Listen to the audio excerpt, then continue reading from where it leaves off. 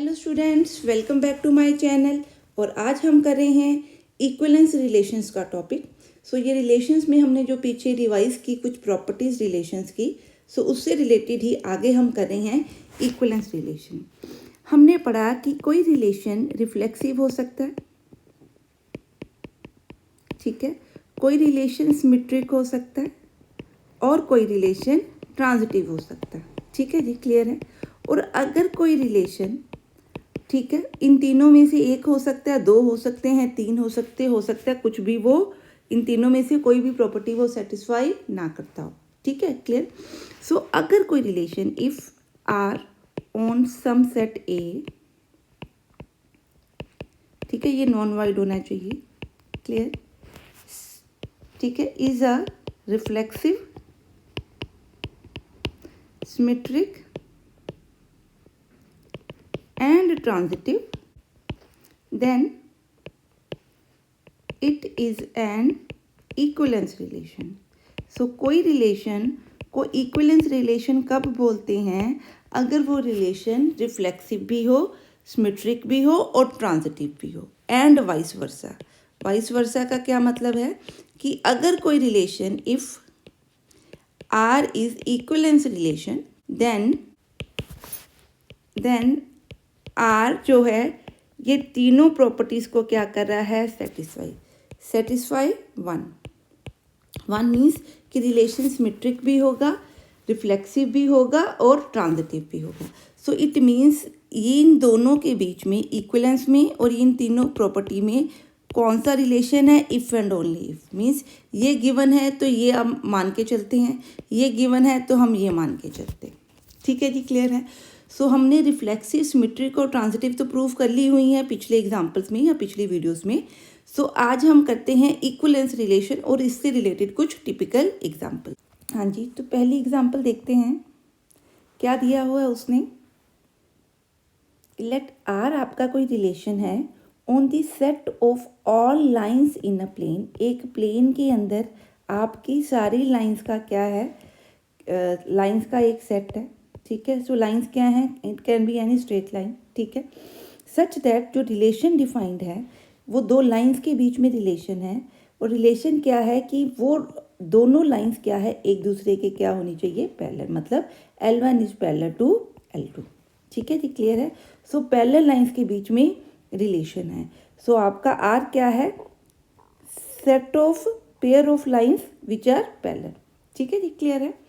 हमने प्रूफ करना है आर क्या है? Equivalence relation.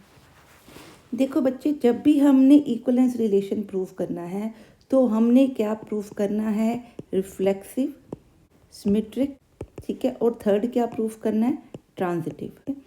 कुछ एग्जांपल्स में तो आप सिंपली आपको देख के ही पता लग जाता है कि ये बन रहा है या नहीं बन रहा। कुछ जो एग्जांपल्स हैं उनको क्या है, थोड़ा सा आपको देखना पड़ता है, थोड़ी ट्रिकी एग्जांपल्स होती हैं, ठीक है। अब जब आपने कॉन्सेप्ट, दूसरी बात, जब आपने किसी कॉन्सेप्ट को प्रूव करना है इक्विवेलेंस रिलेशन, तो आपने रिफ्लेक्सिव, सिमेट्रिक और transitive general pairs of elements के लिए प्रूव करना है, ठीक है, क्लियर।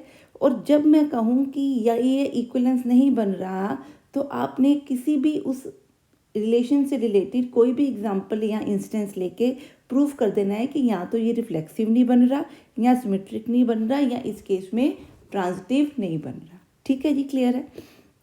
तो शुरू कर रहे हैं पहले रिफ्लेक्सिव के साथ, ठीक है। इक्विवेलेंस प्रूफ करनी है, मैं हर एलिमेंट जो आर को बिलोंग करता है उसके लिए ये सारी प्रॉपर्टीज़ क्या करना चाहती हूँ? प्रूफ।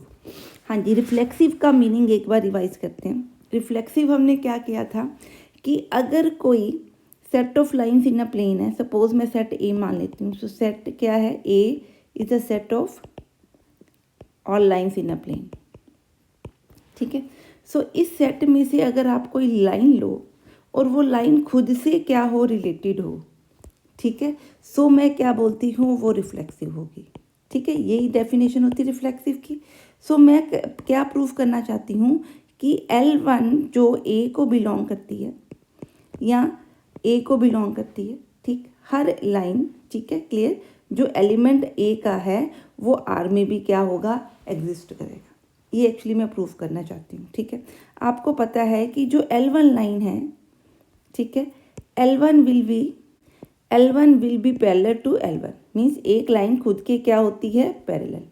ठीक है जी, क्लियर है। सो दैट इम्प्लाइज कि अगर दो लाइनें पैरेलल है तो वो रिलेशन का पार्ट होती है। इसका मतलब L1 is related to L1, therefore मैं क्या लिख सकती हूँ, R इज रिफ्लेक्सिव। यहाँ पे किसी भी एक लाइन की बात कर रहे हैं, किसी भी, मतलब L1 is a general value, means for every line L1 belonging to A that line is parallel to itself, इसलिए ये रिफ्लेक्सिव है। सो हर लाइन के लिए ये फुलफिल हो रहा है। ठीक है, अब हम क्या कह रहे हैं, सिमेट्रिक में हम क्या प्रूव करते थे कि अगर दिया है कि ए रिलेटेड टू बी है तो मैं प्रूव कर दूं कि हर एक बी, ए और बी के लिए बी रिलेटेड टू ए भी होगा। ठीक है, अगर ऐसा हो, ठीक है, general means for every A and B, ठीक है, which are in a relation. ठीक है, which are in a relation, यहाँ पे था for every element that belongs to A that also belongs to R. ठीक है जी, क्लियर है। सो ये हम अब सिमेट्रिक प्रूफ करते हैं। अब हमें पता है कि इस सिमेट्रिक में क्या होगा कि कोई अगर एलिमेंट रिलेशन का एलिमेंट बन रहा है, let A comma B belongs to क्या, रिलेशन। यहाँ सपोज लाइन्स है तो मैं L1 L2 लिख लेती हूँ। Say L1 comma L2 belongs to relation, therefore L1 will be parallel to L2। ठीक है, अगर एक लाइन दूसरे के पैरेलल है तो L2 भी क्या होगी, L1 के पैरेलल। ठीक है, ये तो आपको पता ही है, इसको मैं ये भी तो लिख सकती हूँ। ठीक है, that implies L2 is parallel to L1। ठीक है, सो L2 is related to L1 कब होगा, जब L2 क्या होगा, पैरेलल टू L1। ये हमने देखिए लिख दिया, यहाँ पे प्रूव भी है ये। ठीक है, एक तरह का। ठीक है जी, क्लियर है। सो यहाँ से मैं क्या लिख सकती हूँ, that L2 is related to L1। It means मैं किसी जनरल एलिमेंट से शुरू किया, आर के L1 L2 रिलेटेड हैं तो इट मीन्स L2 L1 भी रिलेटेड हैं, देयरफॉर आर क्या है आपका, सिमेट्रिक। ठीक है जी, क्लियर है। अब रहेगी ट्रांजिटिव। ट्रांजिटिव में हम क्या कहते हैं कि हम आर के दो एलिमेंट लेते हैं और ऐसे एलिमेंट लेते हैं जिसमें ए रिलेटेड हो बी से और ये बी अगेन यूज़ हो रहा है किसी और एलिमेंट में फर्स्ट कंपोनेंट की तरह।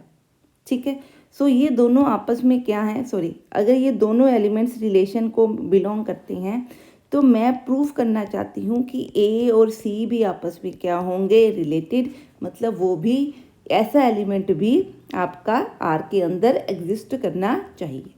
ठीक है जी, क्लियर है। सो देखते हैं इसको कैसे प्रूफ करेंगे।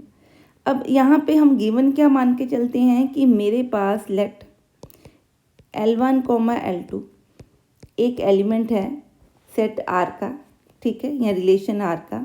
इसी तरह जो L2 यहाँ सेकंड कंपोनेंट था वो नेक्स्ट एलिमेंट में क्या बन रहा है, फर्स्ट कंपोनेंट, तो ये भी आपस में क्या है, रिलेटेड।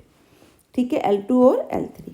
ठीक है, अगर ये ऐसा कुछ केस आपके आर में है तो ऐसे हर केस के लिए अगर L1 रिलेटेड हो किससे, L3 से, तो मैं कहूँगी कि ये क्या होगा, ट्रांजिटिव। यहाँ पे हमने L1 L2 L3 क्या ले लिए, जनरल, मतलब कोई भी ऐसा एलिमेंट जो ऐसी चीज़ को रिलेशन में सेटिस्फाई कर रहा है। ठीक है, सो अगर ये चीज़ है तो डेफिनेटली रिलेशन में है तो वो इन कंडीशंस को क्या कर रही होगी, सेटिस्फाई, रिलेशन की डेफिनेशन को। अगर आपको पता है कि if L1 is parallel to L2, L2 is parallel to L3, so that implies L1 will always be parallel to L3। ठीक है, इसका मतलब अगर ये दोनों L1 L3 भी क्या है, पैरेलल है, तो ये भी रिलेशन को क्या करती होंगी, बिलोंगी एलिमेंट भी। ठीक है, और यही हमने क्या करना था, proof, therefore R is transitive. ठीक है जी, क्लियर है, इतनी बात समझ में आ गई। सिंस, यहाँ लिख देते हैं, since R is reflexive, symmetric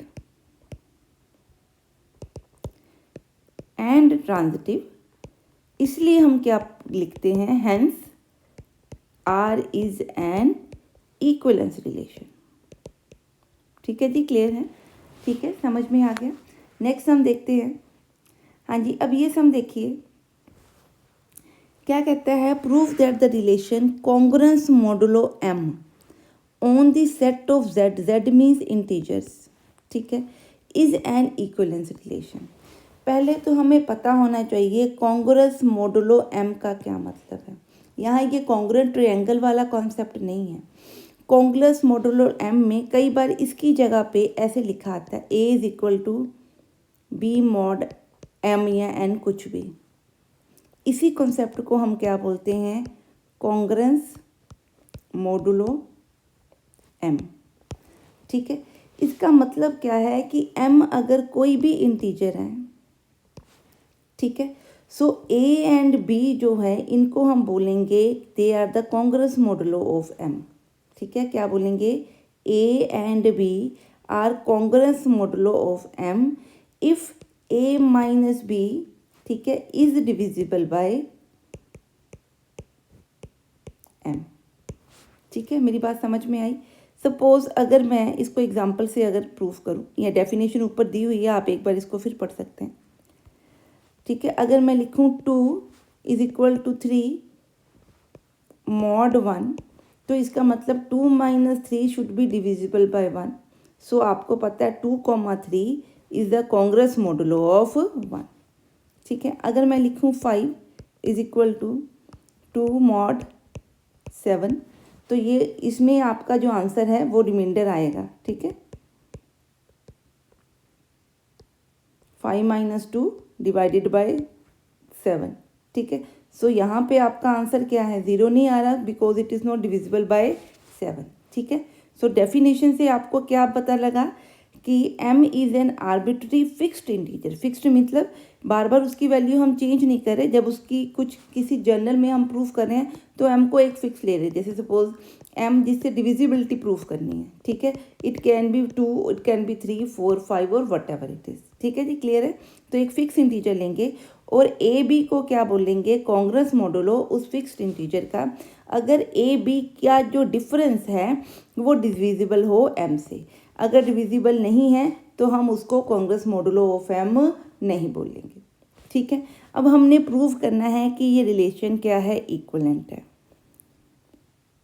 इस तरह के क्वेश्चन आगे भी हमने काफ़ी किए हुए हैं, पर जो नेक्स्ट वीडियो में आगे भी इसके साथ के एग्जांपल्स हैं, पर यहाँ एक बार एग्जांपल प्रूफ कर लेते हैं। ठीक है, सो इक्विवेलेंस के लिए मेरे को क्या प्रूफ करना है, आर को पहले मैं लिखती हूँ, पहले मैं इसको सेट्स को डिफाइन करती हूँ ताकि आपको पता लगे करना क्या है।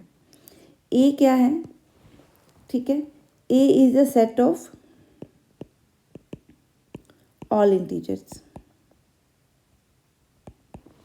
ठीक है, यहाँ ए बी और एम सारे ही क्या होंगे, इंटीजर, ये याद रखना। ठीक है जी, क्लियर है? अब आर क्या है, R is a relation a all pairs A comma B, ठीक है, such that A is equal to B mod M. ठीक है, where M is some integer, some but fixed integer. ठीक है, आप चाहो तो इस एग्जाम्पल में m को कोई फिक्स इंटीजर 4 मान सकते हो, 5 मान सकते हो, या कुछ भी लेके आप चल सकते हो, नहीं तो जनरल भी प्रूव कर सकते हो, आपकी मर्जी है। ठीक है, तो मैं मान लेती हूँ let m be any fixed integer, ठीक है, से 4।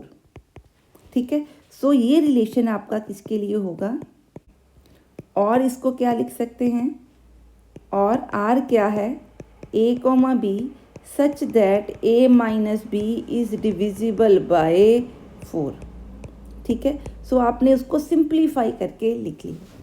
ठीक है, 4 की जगह पे आप m भी लिख सकते हो, स्पेसिफिक के लिए प्रूफ करने की ज़रूरत नहीं है, आप जनरल m लेके भी चल सकते हो। ठीक है जी, क्लियर है? अब ये आपका रिलेशन डिफाइंड है ऊपर। ठीक है, इसको मैंने ईजी फॉर्म में लिख लिया।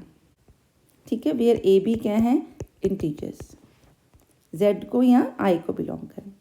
ठीक है जी, अब हम प्रूफ करें हैं रिफ्लेक्सिव, सिमेट्रिक एंड ट्रांजिटिव। तो पहले क्या प्रूफ करना चाहते हैं, रिफ्लेक्सिव। तो मैं क्या ले लूँ कि कोई भी एलिमेंट जो ए को बिलोंग करता है, ठीक है, यहाँ पे एलिमेंट किसको बिलोंग करता लेते हैं, मेन सेट को। Late A belongs to A, ठीक है, सेट ए। हमें पता है कि अगर मैं a माइनस ए देखूँ तो आंसर क्या आता है, 0। 0 इज़ ऑलवेज डिविजिबल बाय 4 लिख लो या m लिख लो, मैं m भी ले रही हूँ या 4 ले लो, आप कुछ भी लिख सकते हो। जनरली हम m के लिए ही प्रूव कर सकते हैं, ठीक है जी, क्लियर है। हाँ जी, तो ये बन गया आपका divisible by 0। It means for every a belonging to a minus A is divisible by m or 4, therefore a is related to a, ठीक है। सो हर a जो है हर एलिमेंट जो है सेट का वो क्या है, रिलेशन का पार्ट हो गया। तो रिलेशन क्या हो गया, रिफ्लेक्सिव, ठीक है जी। अब हमने प्रूफ करना है सिमेट्रिक। हाँ जी, अब सिमेट्रिक के लिए हम क्या कर रहे हैं कि अगर अज्यूम करते हैं कोई रिलेशन एलिमेंट रिलेशन को बिलोंग करता है, मतलब दो एलिमेंट्स ए बी रिलेटेड हैं आपस में, ठीक है, तो प्रूफ क्या करना है, बी कॉमा ए क्या होने चाहिए, रिलेटेड टू ए। जब आप फर्स्ट टाइम इक्विवेलेंस कर रहे हो तो रफ में लिख के देखना है कि हम क्या प्रूफ करना चाहते हैं, ताकि आपको गिवन से वो प्रूफ करना आए, ठीक है।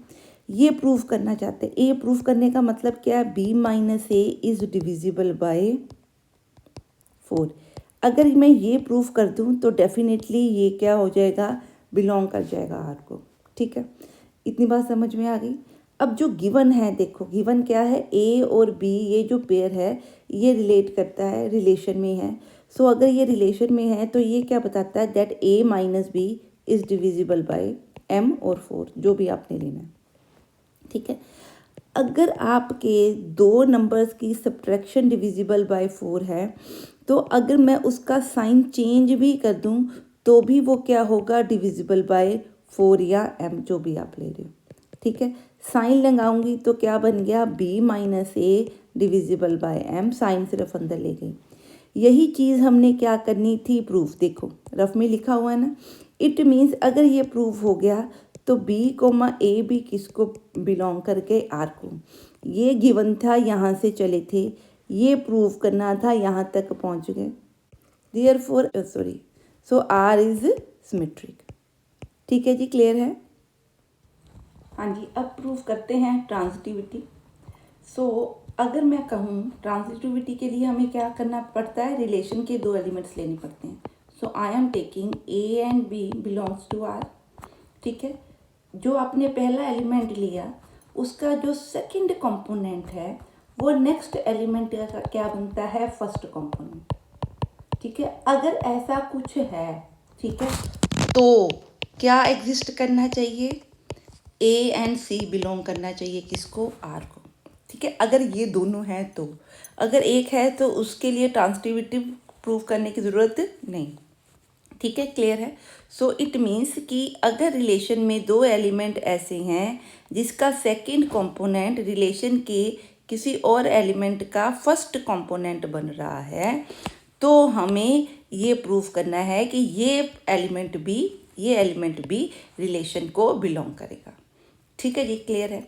सो अगर ए बी बिलोंग करते हैं रिलेशन को, रिलेशन ऊपर मैंने डिफाइन कर दिया है, ये कॉन्ग्रेस मॉडुलो है, that implies A minus B is divisible bye,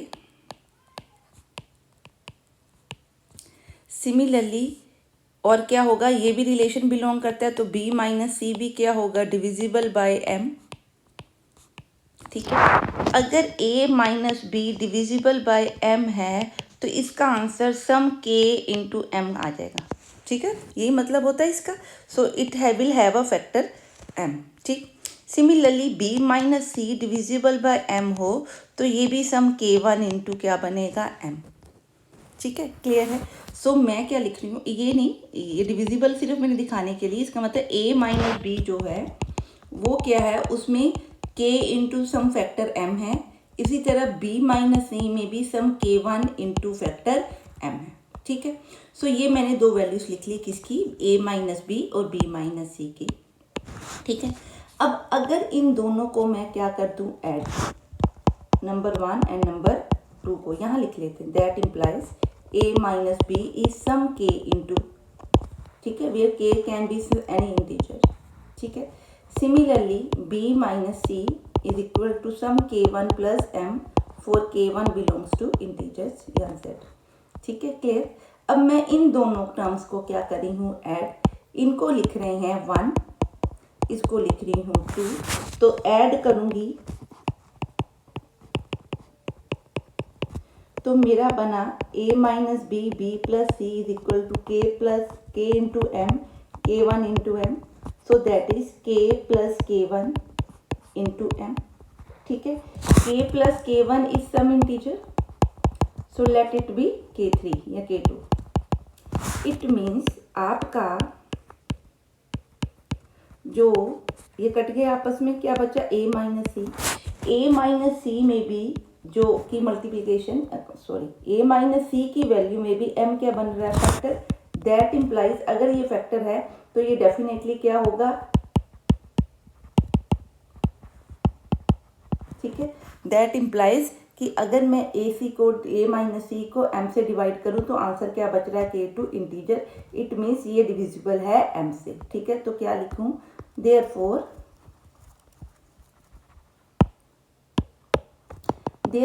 a minus सी, ठीक है, डिविजिबल बाय m, ठीक है. दैट इम्प्लाइज अगर ये डिविजिबल बाय m है, m या 4 जो भी आपने लिया है, ठीक है, so it means a is related to c, ठीक है. ये फॉर ऑल r के एलिमेंट्स के लिए, जनरल के लिए प्रूफ किया. देयरफॉर r क्या हो गया, ट्रांजिटिव. अब हमने प्रूफ कर दिया reflexive, symmetric and transitive. Hence आप पूरा लिख सकते हैं, since r is reflexive, symmetric and transitive, hence r is an equivalence relation.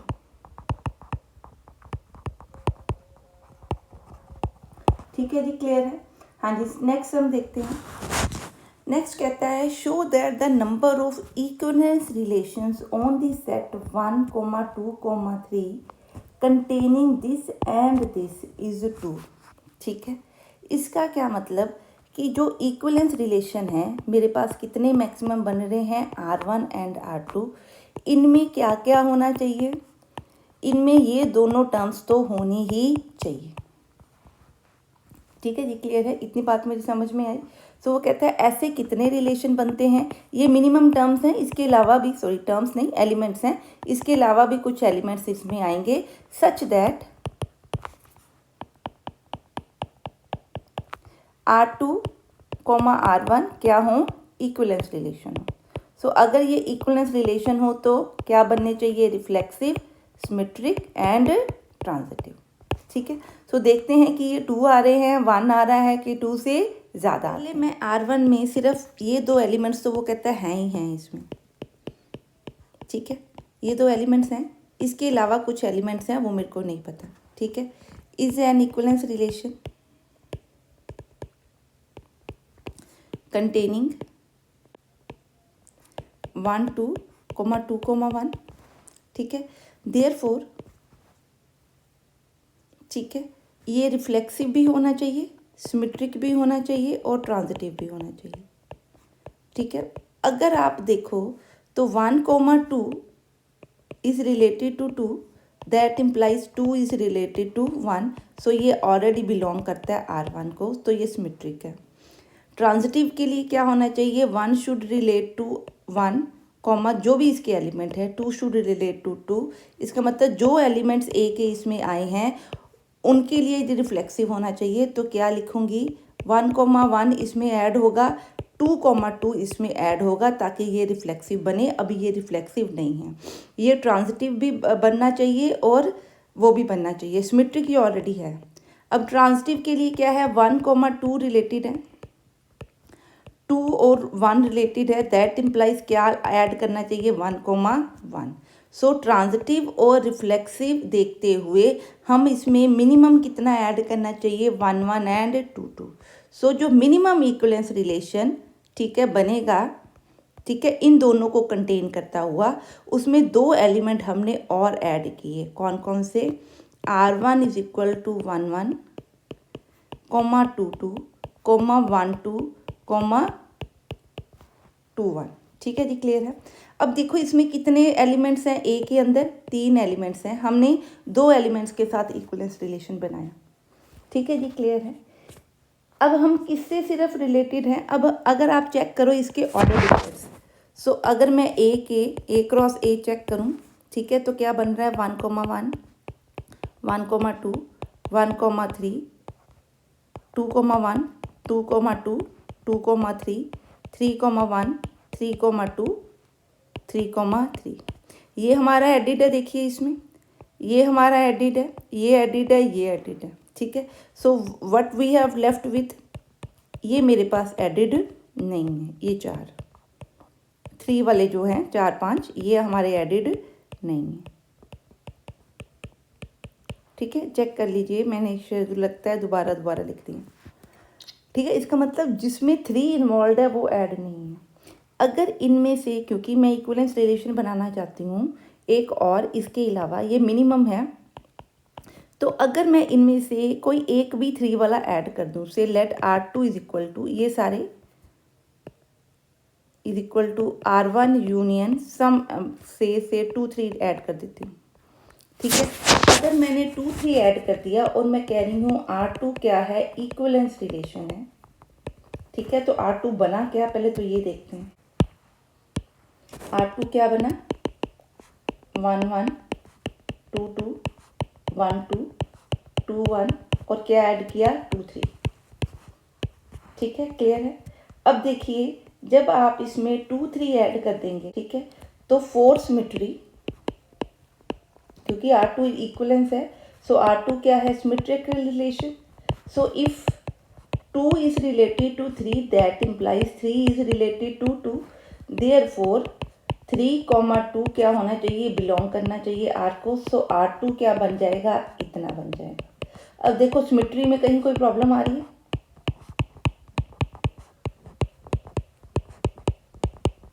कोई प्रॉब्लम नहीं आ रही। ठीक है, अब देखो रिफ्लेक्सिव बनता है ये। रिफ्लेक्सिव के लिए 1 इज रिलेटेड टू 1, 2 इसमें इन्वॉल्व है, 2 इज रिलेटेड टू 2 भी है। ठीक है, 3 इन्वॉल्व है पर 3 इज रिलेटेड टू 3 नहीं नज़र आ रहा।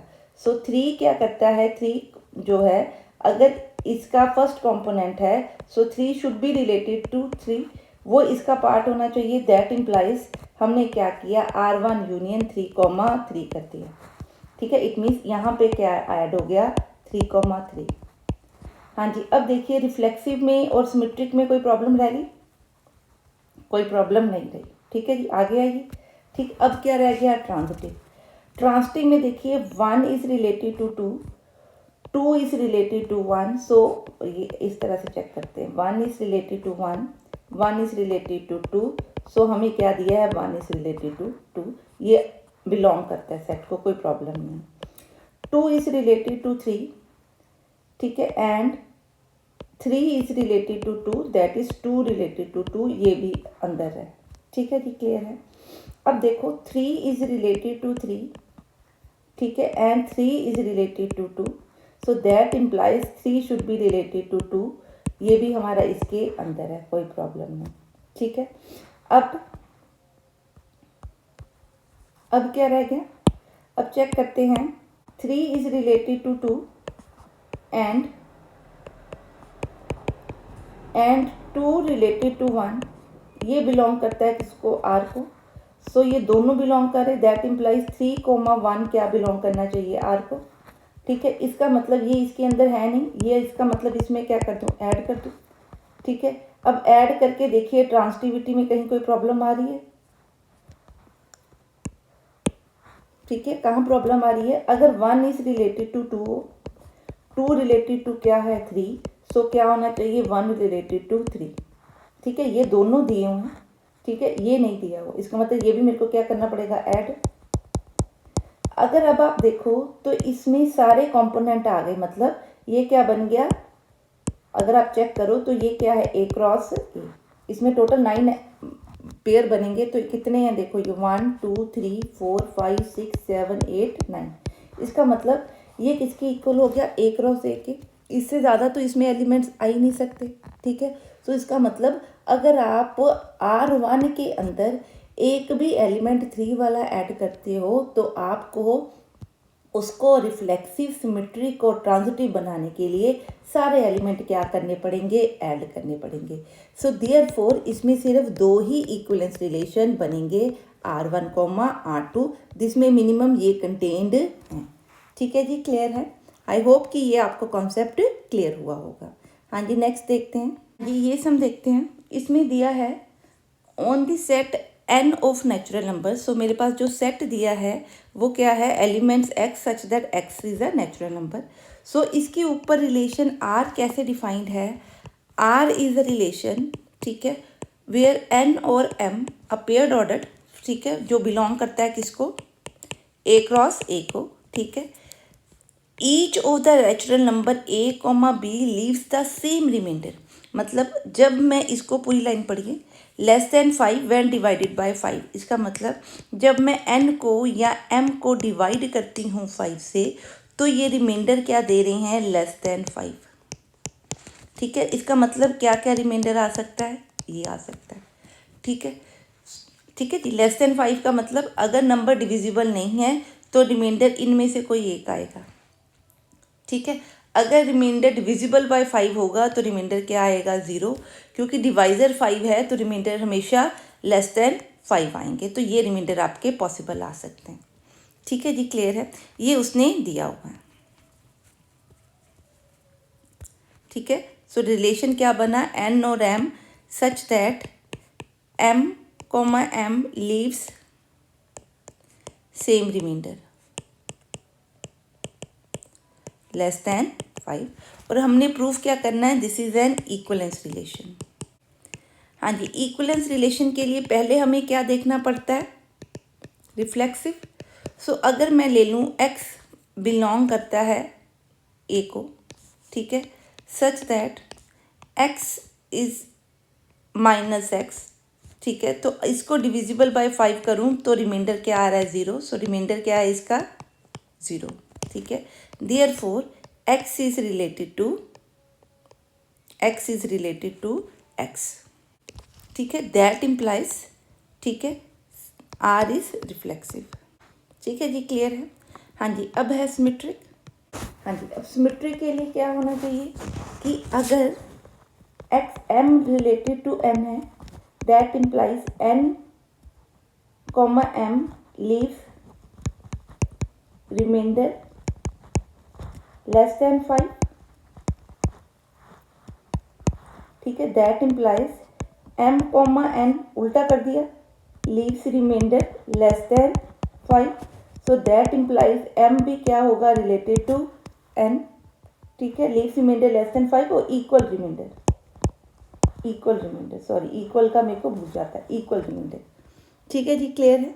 सो इसका मतलब r क्या हो गया, सिमेट्रिक। देखो क्या कह रही हूँ, n और m दोनों को जब इससे मैंने डिवाइड किया तो जो रिमाइंडर आ रहा है से R1 आ रहा है। ठीक है, सो अगर मैंने m को 5 से डिवाइड किया, n को 5 से डिवाइड किया, सिर्फ उल्टा लिखा है तो भी रिमाइंडर क्या आ रहा है, R1। ठीक है, क्लियर। सो इसका मतलब r आपका क्या है, सिमेट्रिक। सो ये भी क्या है, रिलेटेड। ठीक है जी, समझ में आ गया कॉन्सेप्ट। अब आपका क्या रह गया कॉन्सेप्ट, ट्रांजिटिव का। हाँ जी, ट्रांजिटिव में मैंने क्या लेना है, 2 कंपोनेंट लेने हैं। a और b बिलोंग करते हैं r को, b कॉमा c भी क्या बिलोंग करते हैं, r को। तो प्रूव क्या करना है, a कॉमा c भी किसको बिलोंग करे, r को।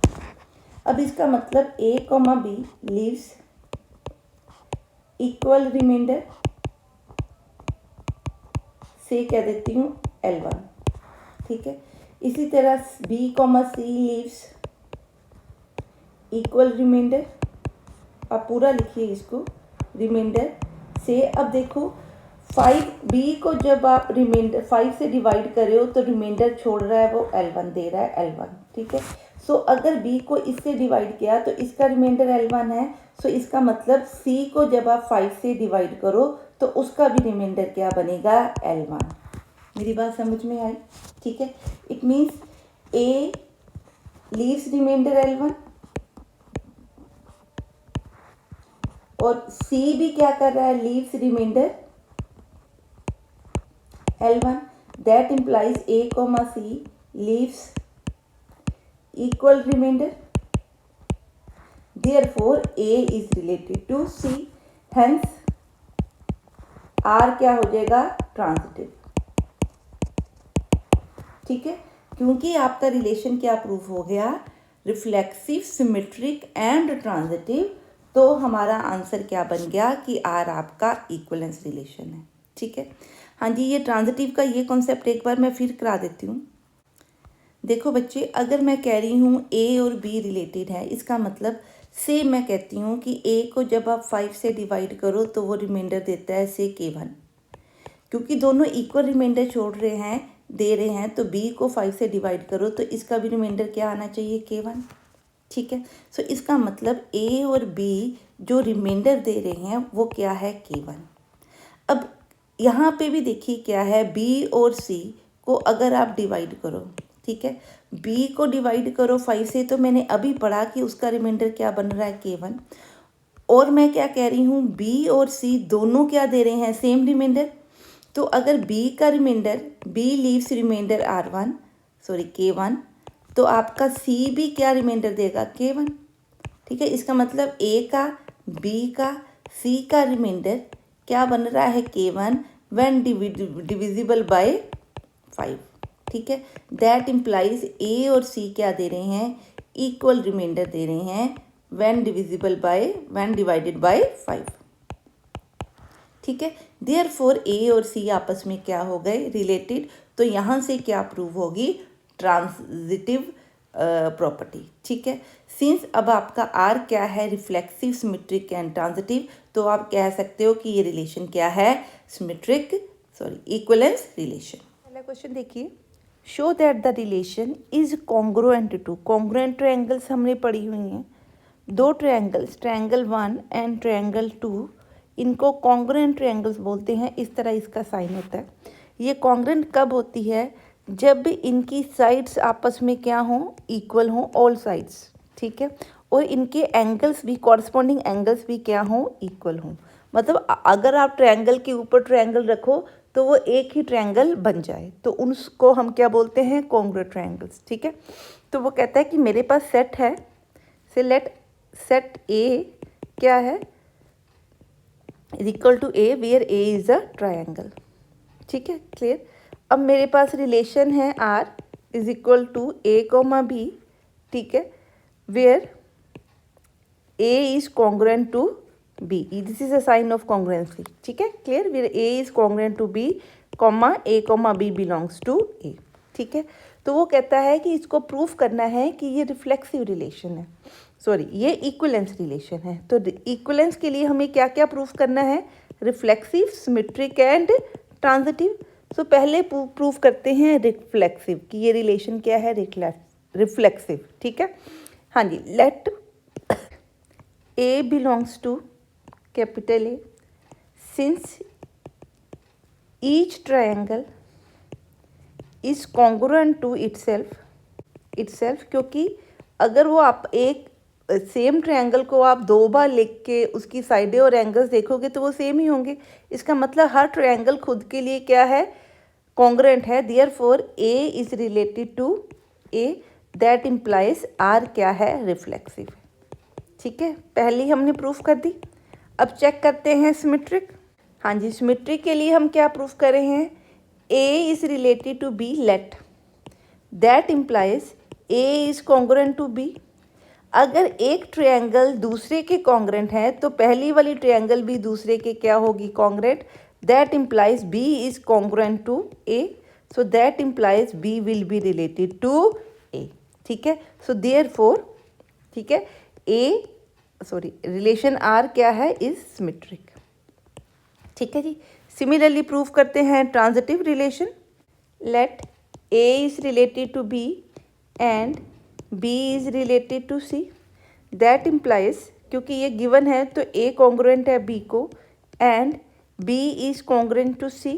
ठीक है, that implies all sides of A, ठीक है, and its corresponding angles is equal to all sides of B and its corresponding angles। और B की क्या है, B कॉन्ग्रेंट है C के, so all sides of B is equal to and corresponding angle. So ये तीनों आपस में क्या हो गए, इक्वल। देयरफॉर मैं क्या लिख सकती हूँ, therefore all sides of A, C are equal and their corresponding angles are also equal. ठीक है, सो दैट इम्प्लाइज अगर ये प्रॉपर्टी हो जाए तो वो ट्रायंगल्स क्या हो जाती हैं, congruent. Therefore A is congruent to C, so it means R क्या है, ट्रांजिटिव रिलेशन। ठीक है, since R reflexive, transitive and symmetric है तो हम क्या कह सकते हैं, R is an equivalence relation. ठीक है, सो क्या लिख सकते हैं, since R is reflexive, symmetric and transitive, ठीक है, therefore R is an equivalence relation. ठीक है जी, क्लियर है। हाँ जी, नेक्स्ट एग्जांपल देखते हैं। Let N be any positive integer. ठीक है, एन कोई पॉजिटिव इंटीजर है, it means it is greater than और इक्वल टू 0। ठीक है, ये पॉजिटिव इंटीजर हो गया। अब वो कहता है prove that the relation R on the set Z, Z मतलब सेट ऑफ इंटीजर, जेड क्या है, is equal to X where X is an integer. ठीक है, और आर कैसे डिफाइंड है, आर में वो एलिमेंट्स हैं या वो इंटीजर्स हैं, ठीक है, सच दैट इन दोनों का जो डिफरेंस है is divisible by 4, sorry is divisible by N. ठीक है, n can be any number, it can be 5, 6, 7, 8, 9, any positive integer it can be. ठीक है, सो ये हमने है दिया हुआ और हमने प्रूफ क्या करना है कि ये इक्विवेलेंस रिलेशन है। सो पहले हमें क्या है, तीनों प्रॉपर्टीज प्रूफ करनी है, तो पहले लेते हैं रिफ्लेक्सिव के लिए। ठीक है, लेट x बिलोंग करता है r को। ठीक है, let x be an integer. ठीक है, तो x बिलोंग करता है z को, x minus X will be equal to 0। ठीक है, और 0 is which is divisible by n, जो 0 है वो किसी भी नंबर से क्या हो जाता है, डिवाइड हो जाता है। देयरफॉर x क्या होगा, related to x, that implies r क्या है, रिफ्लेक्सिव। ठीक है, समझ में आ गई इतनी बात। अब हम इसकी क्या प्रूफ करते हैं, सिमेट्रिक, तो देखते हैं सिमेट्री के लिए। हाँ जी, लेट x, y बिलोंग करते हैं r को, that is x minus Y is divisible by n, that implies अगर x minus Y divisible by n है तो minus of y minus X is also divisible by n, क्योंकि minus sign बाहर निकालने से डिविजिबिलिटी में कोई फ़र्क नहीं पड़ जाता। ठीक है, सो दैट इम्प्लाइज साइन का डिविजिबिलिटी पे कोई इफेक्ट ही नहीं होता। ठीक है, तो ये भी डिविजिबल बाय n होगा, दैट इम्प्लाइज y किससे रिलेटेड हो गया, x से। ठीक है जी, सो यहाँ से शुरू किया था, इस चीज़ से प्रूफ क्या कर दिया, y माइनस एक्स भी डिविजिबल है n से, देयरफॉर आपका r क्या बन गया, सिमेट्रिक रिलेशन।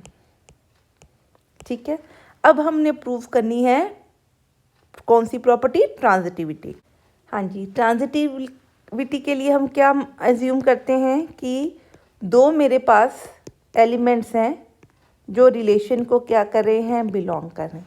ठीक है, अगर A और B बिलोंग्स टू R है, B and C belongs to R है, so by the defined relation A minus 1 is divisible by n and b minus C is also divisible by n।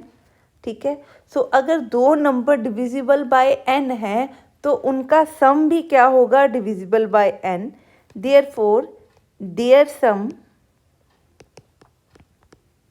Is also divisible by n।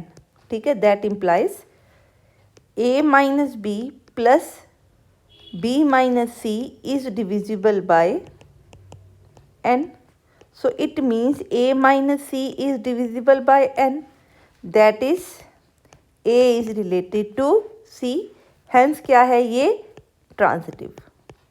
ठीक है, कई जगह पे जब आप divisibility की बात करते हो तो कई जगह पे उसने क्या किया है, जब कोई नंबर पूरा डिविजिबल है तो हम उसको क्या लिख सकते हैं, कोशेंट इनटू डिवाइजर की फॉर्म में। तो आप उसकी वैल्यू लिख के भी आप इसको सॉल्व कर सकते हैं। मैं आपको बताती हूँ कैसे करते हैं।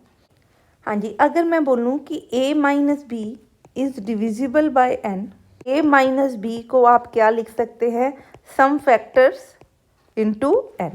ठीक है जी, क्लियर है, ऐसे लिख सकते हैं, तभी n इससे क्या हो, इसको क्या कर रहा है, डिविजिबल कर रहा है। इसी तरह b minus C is divisible by n, so मैं b माइनस सी को भी क्या लिख सकती हूँ, f1 प्लस इंटू n।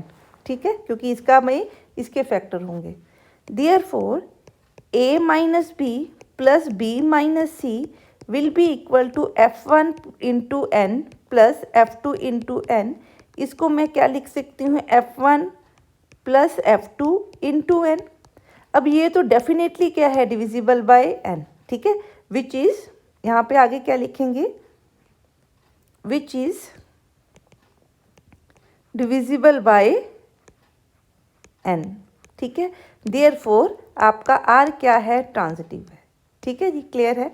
सो हम इसको आप जैसे चाहो इसको प्रूव कर सकते हो। वैसे कई बुक्स में इसी तरह से उसने प्रूव किया। हाँ जी, तो since r is reflexive, symmetric and transitive, ठीक है, सो देयरफॉर आपका r क्या हो गया, इक्विवेलेंस रिलेशन। ठीक है जी, क्लियर है। हाँ जी, नेक्स्ट हम देखते हैं, show that the relation R on the set A मेरे पास एक सेट है, उसके ऊपर कोई रिलेशन है आर, ठीक है, is equal to A comma B if A minus B is even. ठीक है, सो वो प्रूव करना चाहता है कि ये रिलेशन क्या है, इज एन इक्विवेलेंस रिलेशन। ठीक है, अगर आप चाहो तो आर को इस रिलेशन के हिसाब से निकाल भी सकते हो। ठीक है, मीन्स जैसे आर में क्या आएगा, 1,3 आएगा, 1,5 आएगा, 2,4 आएगा, 3,5 आएगा, इसी तरह 3,1 आएगा, 5,1 आएगा, 2,4 आएगा, 5,3 आएगा, 1,1, 2,2, 3,3, 4,4 एंड 5,5 आएंगे। आप चाहो तो प्रूव कर सकते हो कि ये जो रिलेशन है ये रिफ्लेक्सिव भी है, सिमेट्रिक भी है और ट्रांजिटिव भी। ठीक है, देख के भी पता लग रहा है। ठीक है जी, क्लियर है, पर हमने इसको क्या करना है, जनरल फॉर्म में क्या करना है, प्रूव करना। ठीक है, तो लेते हैं इसको और सॉल्व करते हैं। हाँ जी, तो पहले मैंने क्या प्रूव करना है, रिफ्लेक्सिव, तो मैं क्या ले लूँ, let A belongs to A. ठीक है, सो ए माइनस ए क्या होगा, 0। So modulus of A minus A is 0, और 0 को हम क्या ले सकते हैं, even. Therefore A is related to A, that implies R is reflexive. ठीक है, यही रिफ्लेक्सिव की डेफिनेशन होती है। ठीक है जी, क्लियर है, ये पहला केस ले लिया। अब हमने क्या प्रूफ करना है, सिमेट्रिक। सो सिमेट्रिक के लिए मैं क्या मानूँ, let A comma B belongs to R. अगर वो रिलेशन को बिलोंग करते हैं तो रिलेशन की कंडीशन को क्या कर रहे हैं, satisfy, is even, that implies is also even. ठीक है, साइन से फ़र्क नहीं पड़ता। सो अगर ये साइन में एब्सोल्यूट वैल्यू में साइन कैंसिल हो जाता है तो ये क्या बना, modulus of this is even, that implies B is related to A. ठीक है, देयरफॉर आपका जो आर है वो क्या है, सिमेट्रिक रिलेशन। ठीक है जी, क्लियर है। अब प्रूव करते हैं किसके लिए, ट्रांजिटिव के लिए। हम क्या मान लेते हैं, let A B related to A and B are related and B comma C are related.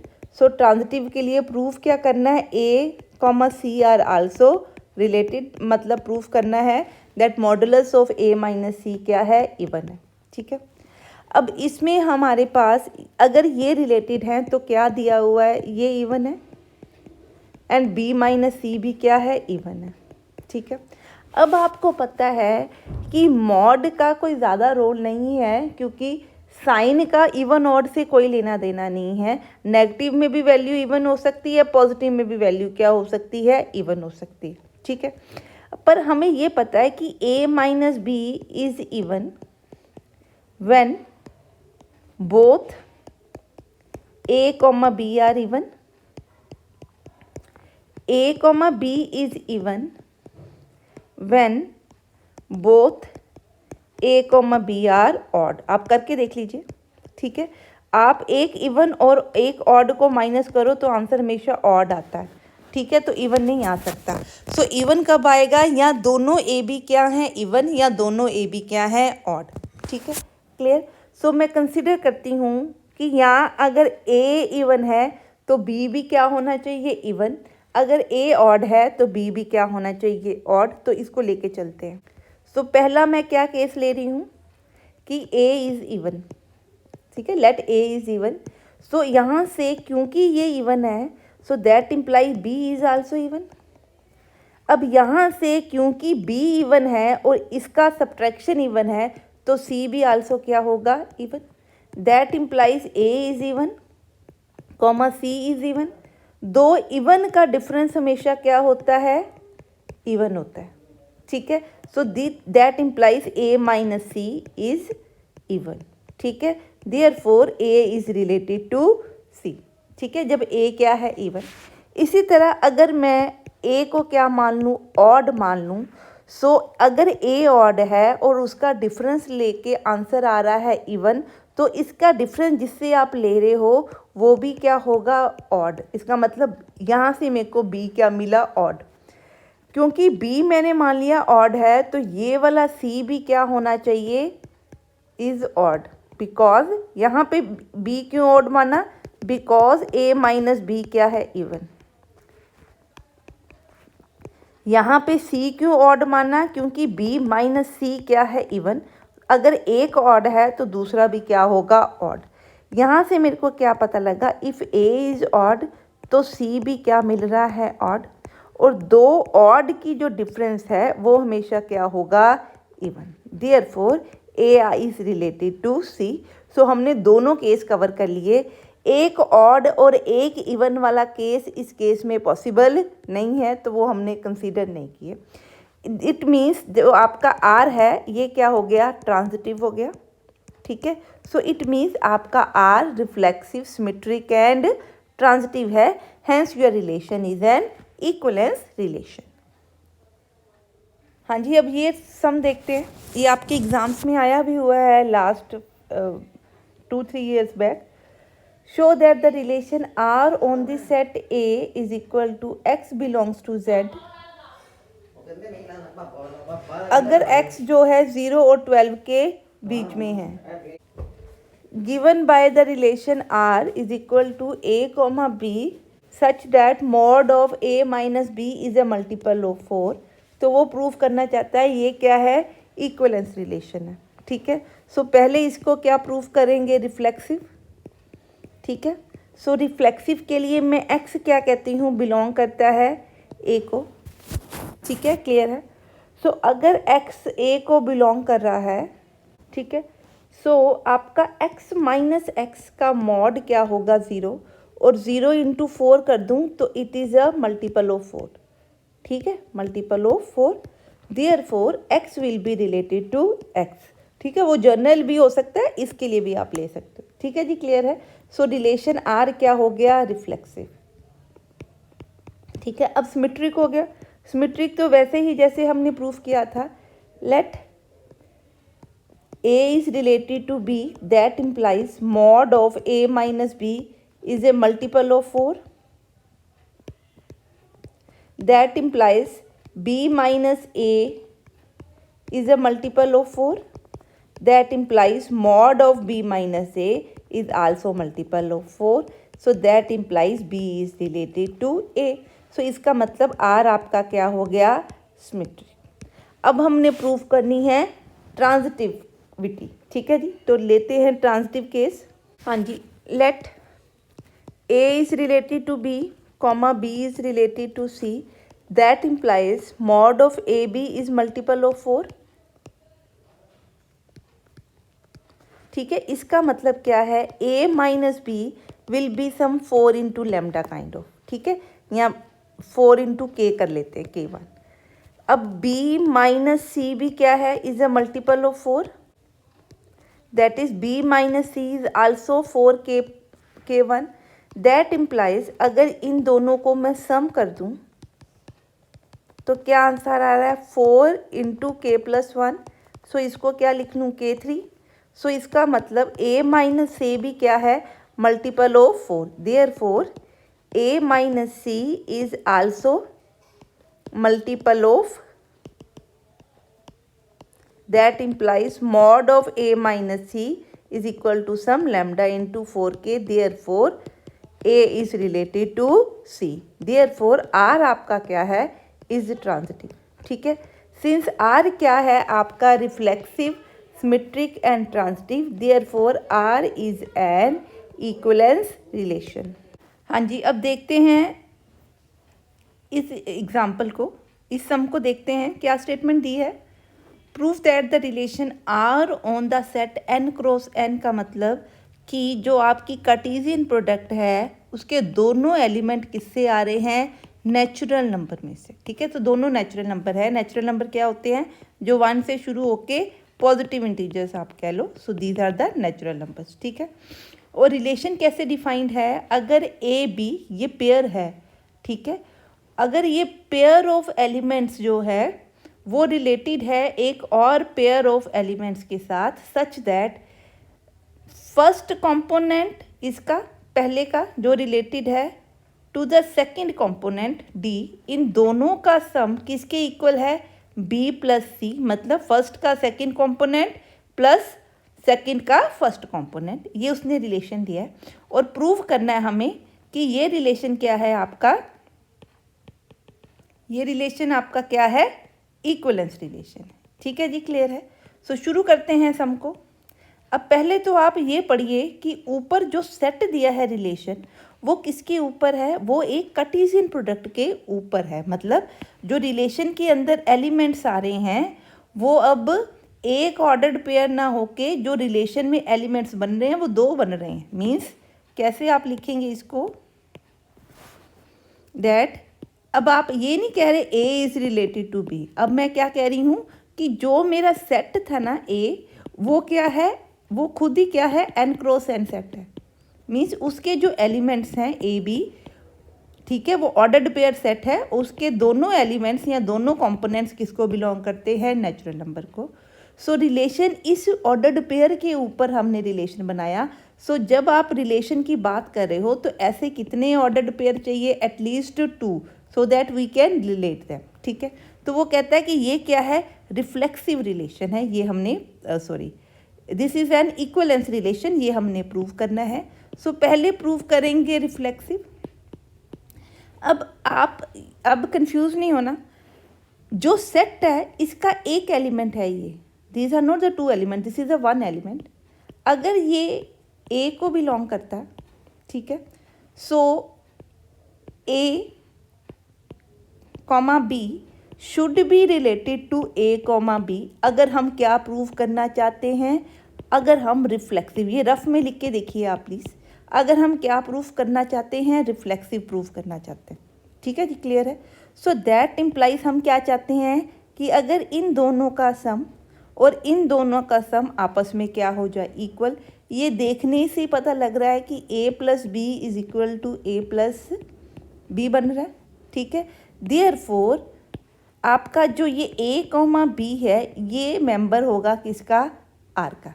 ठीक है, रिलेशन का। क्लियर है जी, समझ में आ रही है बात। सो रिलेशन क्या बन गया, रिफ्लेक्सिव।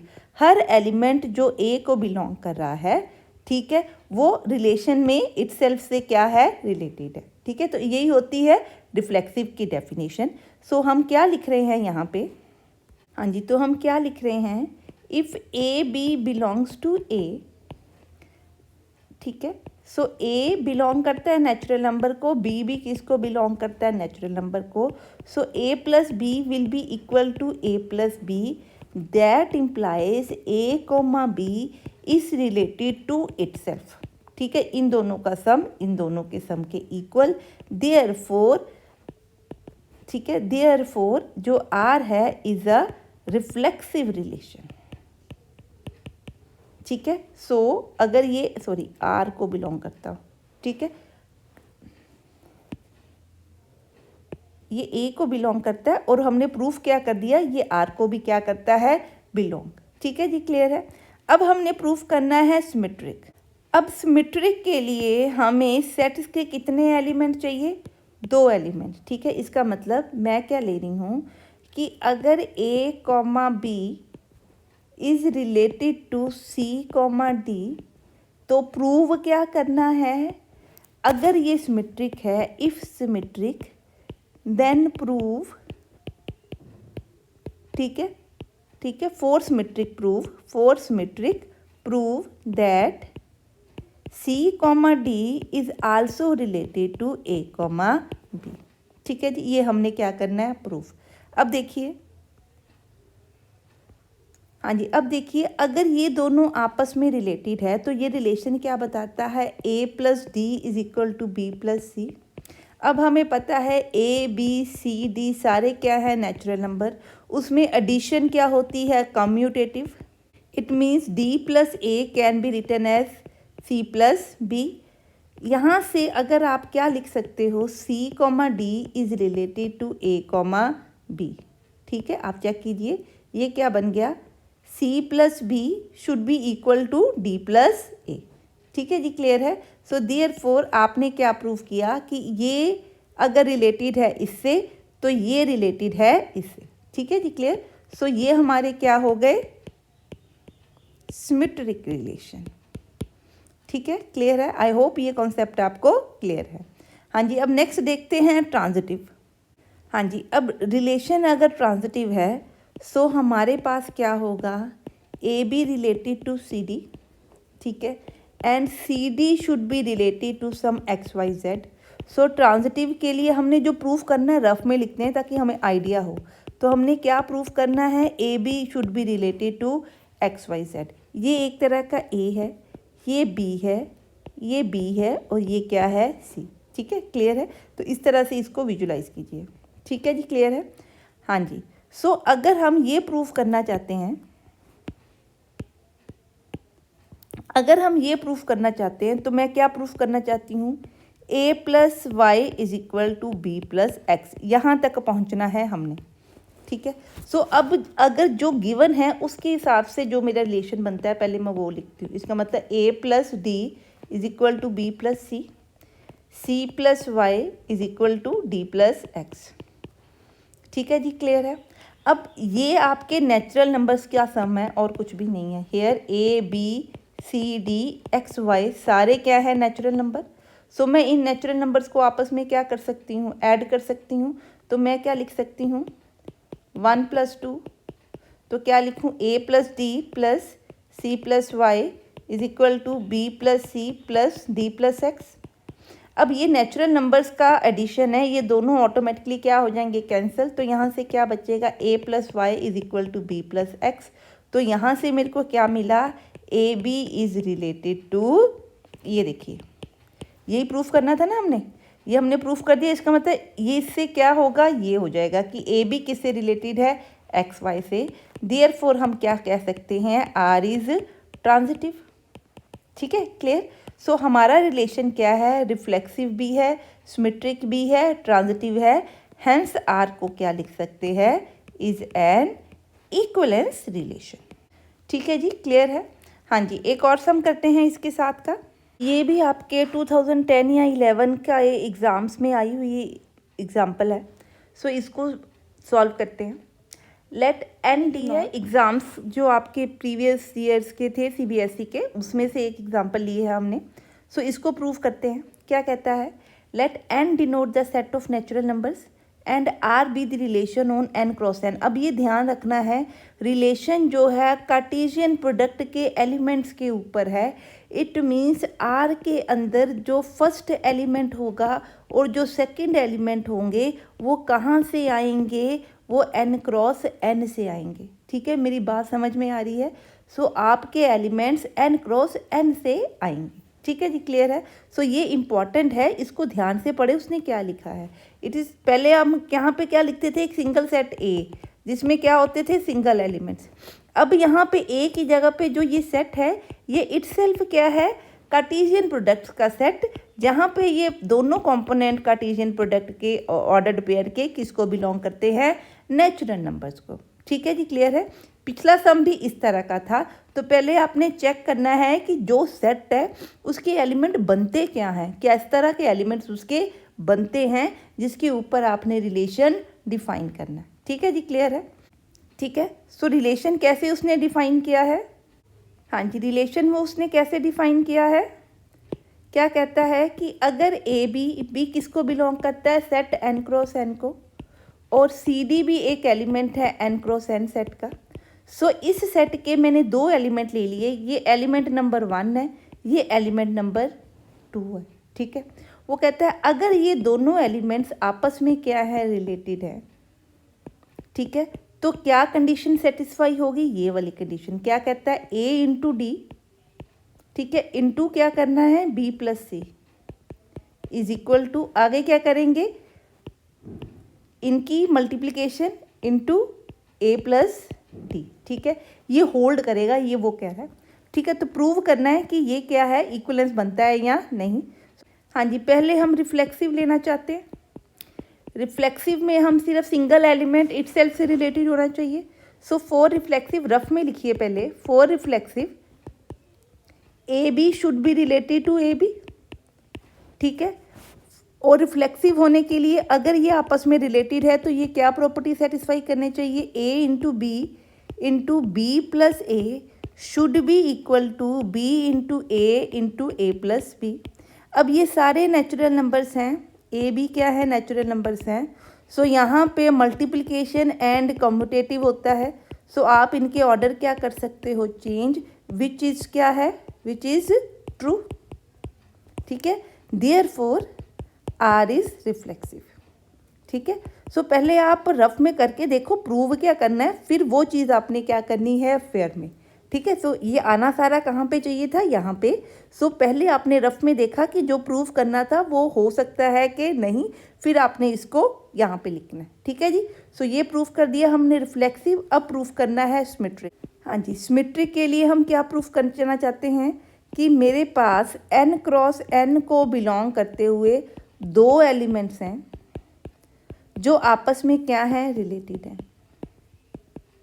ठीक है, सो मैंने प्रूव क्या करना है कि वो दोनों एलिमेंट्स उल्टे मीन्स उनका जो ए अगर रिलेटेड टू बी हो तो बी रिलेटेड टू क्या होना चाहिए, ए। सो ये उल्टे आपके क्या होने चाहिए, रिलेटेड होने चाहिए। ठीक है, यही सिमेट्री होती। सो अगर ये हमने प्रूफ करना है तो चाहिए क्या, वही चीज़, C into B into A plus D should be equal to A into D into B plus C, कुछ इस तरह से। ठीक है जी, सो लेट इसको जैसे हमने पिछली बार रफ में किया था, इसको फेयर में ही करते हैं। ठीक है, ये अब हमें दिया हुआ है A B belongs to is related to C D. So मैं सीधा ही लिख रही हूँ, for symmetry C comma D should relate to A comma B, that is, इसके हिसाब से देखिए क्या आना चाहिए, सी इंटू बी अंदर क्या, A plus D should be equal to B into C into A plus D, C plus B. ठीक है, ये होना चाहिए। अब इसको ज़रा सॉल्व करें, ये क्या बना, C B D plus C B A is equal to D A C plus B D A. ठीक है, क्लियर है। अब इसको सॉल्व करके देखते हैं। अब क्योंकि ये रिलेशन आपस में एग्जिस्ट करता है तो इससे मेरे पास एक प्रॉपर्टी तो ये है। ठीक है, अब मैंने प्रूफ क्या करना है, C D for C comma D related to A comma B, हमने क्या प्रूफ करना है, ए डी मतलब C B into D plus A should be equal to D A into B plus C plus B. ठीक है, अब ये given है ना, सो जो गिवन है, गिवन मीन्स ये रिलेशन गिवन है ना, तो यहाँ से ये चीज़ है हमारे पास। ठीक है, सो अगर मैं यहाँ पे इनका ऑर्डर क्या कर दूँ, चेंज कर दूँ, सिर्फ ऑर्डर चेंज कर रही हूँ, कुछ नहीं कर रही। क्यों, क्योंकि नेचुरल नंबर्स में, नेचुरल नंबर्स जो होते हैं ठीक है, उनकी एडिशन कॉमा मल्टीप्लिकेशन दोनों क्या होती है, कम्यूटेटिव। ठीक है, सो ये क्या चीज़ है विच इज़ ट्रू, ये हमने प्रूव करना था, जो हमें क्या मिल गई, ऑलरेडी ट्रू मिल गई। देयरफॉर आपका जो आर है वो क्या हो गया, सिमेट्रिक रिलेशन। ठीक है जी, क्लियर है, समझ में आ गया सब। अब हमने प्रूफ करनी है ट्रांजिटिव रिलेशन के ट्रांजिटिव होने की बात।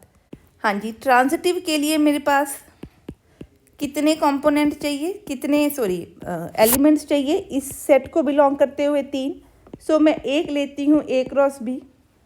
ठीक है, it is related to C, D। एक मैंने लिया C, D। अब और क्या लेना होता है, CD इज़ रिलेटेड टू सम और एलिमेंट X, Y, जहाँ पे AB, CD, X, Y ये तीनों किस सेट को बिलोंग करते हैं, कार्टेशियन प्रोडक्ट, नेचुरल नंबर्स की कार्टेशियन प्रोडक्ट के सेट को बिलोंग करते हैं। तो प्रूव क्या करना है ट्रांजिटिव होने के लिए, that A, B related to X, Y, ये हमने क्या करना है, प्रूफ करना चाहते हैं। अब देखिए ट्रांजिटिव के लिए ये दो एलिमेंट्स आपस में रिलेटेड हैं, तो इनके रिलेशन से हमें ये मिला। ठीक है, और प्रूफ क्या करना है, ए बी रिलेटेड टू, ये ए बी क्या है, रिलेटेड टू एक्स वाई, तो ये प्रूफ करना है। ठीक है जी, क्लियर है। सो इसका थोड़ा सा मेथड आपका ट्रिकी होगा। हम क्या कर रहे हैं, जो ये ए डी और ए प्लस डी है इसको एक तरफ कर रहे हैं, और जो बी सी और बी सी है इसको अलग कर रहे हैं। इससे हमें ज़रा सॉल्व करने में क्या होगा, इजी। यहाँ से आप देखिए, इसको सॉल्व कीजिए तो आंसर क्या बन रहा है, 1 ये वाला बन रहा है, ये फर्स्ट से बना। ठीक है, सिमिलरली सेकंड को सॉल्व करके क्या बनेगा, C plus Y is equal to D plus X over. ठीक है, तो यहाँ से आपका क्या बना, ये बन गया 1 plus Y plus 1 over C is equal to 1 over D plus 1 over X. ठीक है, ये दोनों आपस में क्या हो गए, सेम हो गए। ठीक है जी, क्लियर है। ठीक है, अब इन दोनों को हम आपस में क्या कर देते हैं, ऐड। ठीक है, तो क्या कर रहे हैं, ऊपर ऐड 3, 4। आप देखिए ऐड किया तो क्या बचा, 1/C B plus C, 1/Y 1 plus C is equal to 1 over D plus 1 over A plus 1 over D plus 1 over X। अब यहाँ से अगर आप इसको सॉल्व कीजिए तो यहाँ से मेरे को आंसर मिलेगा 1 plus A over 1 plus Y is equal to 1 over B plus 1 over BX। ठीक है, इसका मतलब ये वाली टर्म इसके साथ अटैच करनी है और ये वाली टर्म इसके साथ अटैच करनी है। मैं चाहती तो पहले ही ऐसे कर सकती थी, मैंने इसलिए नहीं किया कि आपको प्रॉब्लम ना हो। ठीक है, सो मैं इसका पहले ऑर्डर क्या कर रही हूँ, हाँ जी, मैं इसको थर्ड को यहाँ पे इसको काट रही हूँ। ठीक है, थर्ड को रीअरेंज कर रही हूँ। इस रीअरेंज से क्या होगा, आपकी आइटम्स क्या है, आपस में कट जाएंगी, सिर्फ इसलिए रीअरेंज किया। इसको लिखा थर्ड, इसको लिखा फोर्थ। अब इनको आपस में क्या कर देना है, ऐड 3, 4। ठीक है, तो वहाँ पे आपने इसको देख के कंफ्यूज नहीं हो जाना कि अब आगे क्या करना है। ठीक है, तो आपने इसको इस तरह से सॉल्व करना है। ठीक है जी, क्लियर है। तो यहाँ से आप देखिए क्या बना, यहाँ से आपके C's आपस में कट जाएंगे, 1/D's आपस में कटेंगे, तो क्या बचा, 1/B plus this is equal to 1 over A plus 1 over Y। अब इसको सॉल्व करो तो ये बनेगा A plus Y over AY is equal to B plus X over BX। तो that is equal to AY into BX, B plus X is equal to BX into A plus Y. ठीक है, therefore हम क्या लिख सकते हैं, AB is related to X, Y। यही हमने चीज़ क्या करनी थी, प्रूफ। ठीक है, सो आपका रिलेशन क्या बन गया, हेंस जो आपका रिलेशन है वो क्या बन गया, इज एन इक्विवेलेंस रिलेशन। पूरा आपने लिखना है, since R is reflexive, symmetric and transitive, therefore your relation is an equivalence relation. हाँ जी, कुछ इंपॉर्टेंट प्रॉपर्टीज़ हैं इक्विवेलेंस रिलेशन से रिलेटेड। सपोज मेरे पास R1, R2 दो इक्विवेलेंस रिलेशन हैं ऑन सेट A। सो अगर ये दोनों इक्वलेंस है सो उनकी इंटरसेक्शन में सिर्फ कॉमन एलिमेंट्स दोनों के आएंगे, ठीक है। सो उन कॉमन एलिमेंट्स के ऊपर भी रिफ्लेक्सिव, ट्रांजिटिव और सिमेट्रिक अप्लाई होगी, तो ये भी डेफिनेटली क्या होगा, इक्वलेंस रिलेशन, ठीक है। ये चीज़ आपने ध्यान में रखनी, ठीक है। इसी तरह वो यूनियन के लिए कहता है कि अगर दो रिलेशन, ये मैं कंसिडर करी हूँ, ये गिवन है एक तरह का, कि R1 R2 जो है इक्वलेंस रिलेशन है, ठीक है, on set A, so we can not say anything about R1 union R2, ठीक है। इट कैन बी और can not be equivalence relation, क्योंकि यूनियन में दोनों सेट्स के जो एलिमेंट्स है कंबाइन हो जाते हैं, सो कई बार वो सिमेट्रिक, रिफ्लेक्सिव और ट्रांजिटिव प्रॉपर्टीज़ को जस्टिफाई या सेटिस्फाई नहीं करते, ठीक है। इसी तरह ये आपकी फर्स्ट प्रॉपर्टी है कि अगर दो रिलेशन इक्वलेंट है तो इंटरसेक्शन क्या होगी, इक्वलेंस। यूनियन का इक्वलेंस होना मे और मे नॉट बी। इसी तरह अगर आर इक्वलेंस रिलेशन है तो जो उसका इन्वर्स रिलेशन होगा वो भी हमेशा क्या होगा, इक्वलेंस रिलेशन, ठीक है। सो आर इन्वर्स भी क्या है, इक्वलेंस रिलेशन। सो ये तीन चीज़ें आपने याद रखनी है, ठीक है, क्लियर है। हाँ जी, अब जो हम लास्ट कॉन्सेप्ट कर रहे हैं इस चैप्टर का वो है concept of equivalence class of A, ठीक है। ये जो कॉन्सेप्ट है इक्वलेंस क्लास का, ये उन रिलेशंस के ऊपर डिफाइंड होगा जो रिलेशन क्या होंगे, इक्वलेंट रिलेशन। पहला पॉइंट तो आपने ये ध्यान में रखना है, ठीक है। सो रिलेशन वो क्या होना चाहिए, इक्वलेंट रिलेशन, जिसकी आप क्या ढूंढना चाहते हो, इक्वलेंट क्लास, ठीक है। पहले आप पॉइंट समझे क्या है। सेकंड पॉइंट, जब आप इक्वलेंट क्लास निकालोगे तो जिस रिलेशन के अंदर जो आपके फर्स्ट कंपोनेंट आ रहे हैं, जो आपका फर्स्ट कंपोनेंट है, आप हर first component for every A belongs to first component of R, आप क्या करोगे, उस रिलेशन में जितने भी ऑर्डर्ड पेयर हैं आपके, उसके फर्स्ट कंपोनेंट की मैं क्या निकालती हूँ, क्लास। उस क्लास को लिखने का तरीका क्या है, या ये वाला या आर ऑफ ए मीन्स जिस एलिमेंट का जो फर्स्ट कंपोनेंट याद रखना है, first component of the relation, ठीक है। हियर वेयर आप सीधा लिखो A is first component of relation in relation R, ठीक है, क्लियर है, समझ में आ गई इतनी बात। लिखने का तरीका क्या है, ये तरीका, ठीक है। सो इस तरह से रिलेशन के फर्स्ट कंपोनेंट का, हर फर्स्ट कंपोनेंट का आप क्या निकालोगे, क्लास निकालोगे, ठीक है। अब क्लास होगी क्या, ऊपर डेफिनेशन देखिए क्या लिखी है। ए की अगर मैं क्लास निकालूं तो मैं वो वाले एक्स लूँगी, ठीक है, जिससे साथ ए रिलेटेड है। इसका मतलब अगर x रिलेटेड टू a है तो इट मीन्स ये x क्या बनेगा, it will be member of this equivalence class, यही दिया हुआ, ठीक है। तो इक्वलेंस क्लास भी क्या है, सेट है। इस सेट में वो एलिमेंट्स आएंगे, ठीक है, वो एलिमेंट्स किससे, जो मेन आपका सेट a है, ठीक है, सच दैट ये जो x है, ठीक है, और ये a जो है, ये आपस में क्या होंगे, related, and A will be the second component, ठीक है जी, क्लियर है। तो ऐसे सारे x जिसमें A क्या बने, सेकंड कंपोनेंट, वो सारे x का जो मैं सेट बना दूंगी वो क्या बनेगी, इक्वलेंस क्लास ऑफ A, ठीक है। इस तरह आपके पास ये A होगा, हो सकता है आपके पास next second component x1 y1 हो, सो आप अगली जो निकालोगे वो किसकी निकालोगे, x1 की, ठीक है जी, क्लियर है। सो इस तरह से हम सबकी क्या निकालेंगे, हर एलिमेंट की क्या निकालेंगे, जो रिलेशन का फर्स्ट कंपोनेंट है उसकी इक्वलेंट क्लास निकालेंगे, ठीक है। फिर बात करेंगे आइडेंटिकल एंड रैंक की। सो एग्जांपल एक लेते हैं और फिर शुरू करते हैं इसको। हाँ जी, मैंने एग्जांपल लिखी हुई है। तो ए मेरे पास कोई सेट है जिसमें कितने एलिमेंट्स हैं, 4 एलिमेंट्स हैं, ठीक है। उसके ऊपर आर एक डिफाइंड है, तो डेफिनेटली आप चेक करिए जो आर है ये इक्वलेंट रिलेशन होगा। अब मैंने क्या निकालनी है, इनकी इक्विवेलेंस क्लास निकालनी है। आर की क्या निकालनी है, इक्विवेलेंस क्लासेस।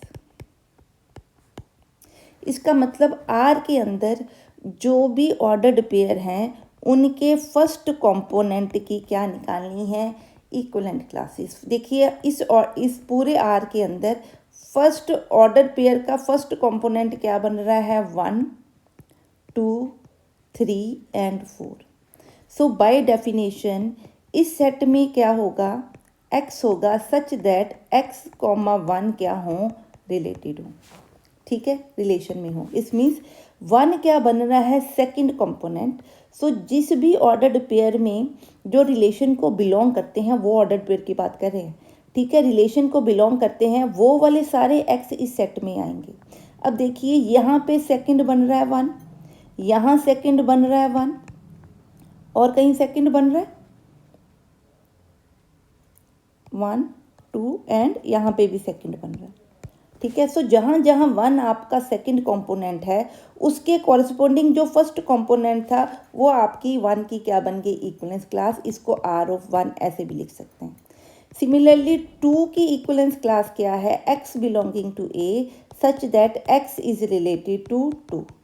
इट मीन्स 2 क्या बनना चाहिए, सेकंड कंपोनेंट। देखिए इसमें 2 सेकंड कंपोनेंट है, इसमें 2 सेकंड कंपोनेंट है, इसमें 2 सेकंड कंपोनेंट है। मतलब इसका आंसर क्या आएगा, जिसमें वो 2 सेकंड कंपोनेंट है उन ऑर्डर्ड पेयर का फर्स्ट कंपोनेंट इस सेट में आ गया, ठीक है।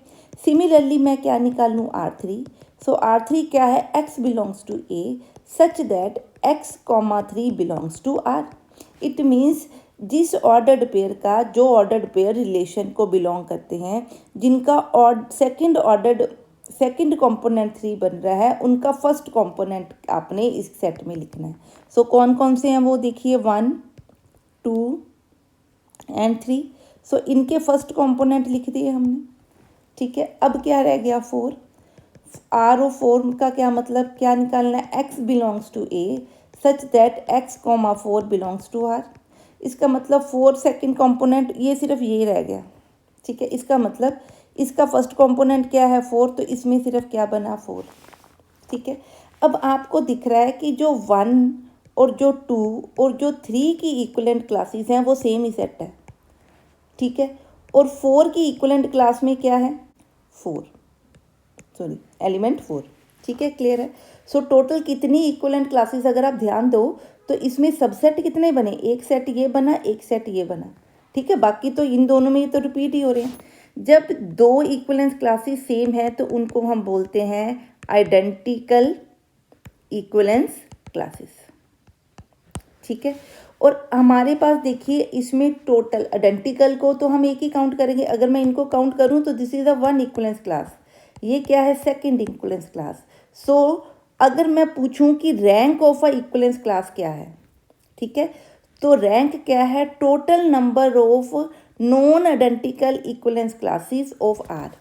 सो रैंक क्या होगा, total number of non equivalent classes of R, ठीक है, is rank of equivalence class, या रैंक ऑफ आर भी कह सकते हैं, ठीक है। अब एक तो मेरे पास 1 2 3 की क्लास क्या है, ये एक तो ये बन रही, दूसरी क्या बन रही है, 4 की, ये आइडेंटिकल नहीं है। सो टोटल देखो कितनी क्लासेस बन गई, 2, एक ये, ठीक है जी, क्लियर है।